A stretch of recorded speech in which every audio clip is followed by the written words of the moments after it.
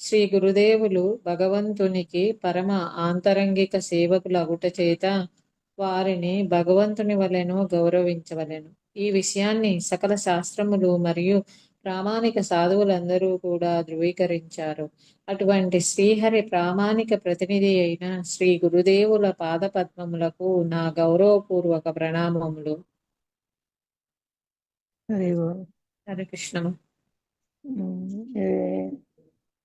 ఎందుకు భగవంతుడు తమ మద్భక్త పూజ్య వేదిక ఇవన్నీ చెప్తున్నారంటే ఆయన ఆంతరంగిక సేవకులు ఏదైతే కృష్ణునికి ఇష్టమో దాన్ని చేస్తున్నారన్నమాట ప్రచారం. కాబట్టి భగవంతుని ప్రతినిధులు కాబట్టి వారిని భగవంతుని వల్లనే గౌరవించాలి. ఇది మనం ఒక భౌతిక ఉదాహరణ చూసుకుని ఎప్పుడన్నా సీఎం ఇనాగరేషన్ కానీ ఎక్కడైనా ఉంటే ఆయన రాలేకపోతే ఆయన పిఏనో అట్లా ఎవరినైనా ఆయన ప్రతినిధిని పంపిస్తారనమాట. అప్పుడు ప్రోటోకాల్ మొత్తము అక్కడ సీఎం వస్తే ఏ ప్రోటోకాల్ ఉంటుందో, పిఎం వస్తే ఏ ప్రోటోకాల్ ఉంటుందో అలాగే అన్నీ జరుగుతాయి. ఎందుకో ఆయన వారి ప్రతినిధిగా వచ్చారు కాబట్టి వారిని అంతే స్థాయిలో ప్రధానమంత్రికి ఇచ్చే ప్రోటోకాల్ ఇచ్చి ఆయన గౌరవిస్తారు. ప్రధానమంత్రి వచ్చి ఇనాగరేషన్ చేసినట్లుగా. అంటే ఆయన ప్రతినిధి కూడా ఆ స్థాయిలో ప్రధానమంత్రి స్థాయిలో వచ్చారనమాట. కాబట్టి గురుదేవులు కూడా భగవంతుని ప్రతినిధి కాబట్టి ఆయన యొక్క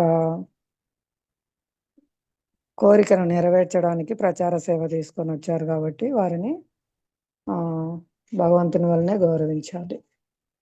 ఈ విషయాన్ని సకల శాస్త్రాలు ప్రామాణిక సాధువులు కూడా ధృవీకరించారు. అటువంటి శ్రీహరి ప్రామాణిక ప్రతినిధి అయిన నా గురుదేవుని పాదపద్మములకు నా గౌరవపూర్వక ప్రణామములు. హరి బోల్. హరే కృష్ణ. ఇందులో ఏమైనా డౌట్స్ ఉన్నాయా? ఏం లేవు మాతాజీ. అంటే మన పర్సనల్ అసిస్టెంట్ ఆంతరంగిక సేవకుడు అని చెప్పారు కదా మాతాజీ. ఇంకా గురువు అంటే దేవుడికి పర్సనల్ అసిస్టెంట్ కదా మాతాజీ. అందువలన ప్రతినిధి కాబట్టి ఆయనకి భగవంతుని వల్లనే గౌరవించాలి. విదేశాల్లో వీళ్ళు జర్నలిస్టులు అడుగుతారనమాట, మీరు ఇంత ఖరీదైన కార్లలో తిరుగుతున్నారు, సన్యాసికి ఇవన్నీ అవసరమా అన్నట్లు. అంటే ఇదంతా తక్కువ, భగవంతునికి మేము బంగారు పల్లకీలు వాడతాము, నా శిష్యులకు స్తోమత లేదు కాబట్టి ఇనుప కార్లు తెచ్చారని చెప్తా. హరే కృష్ణ.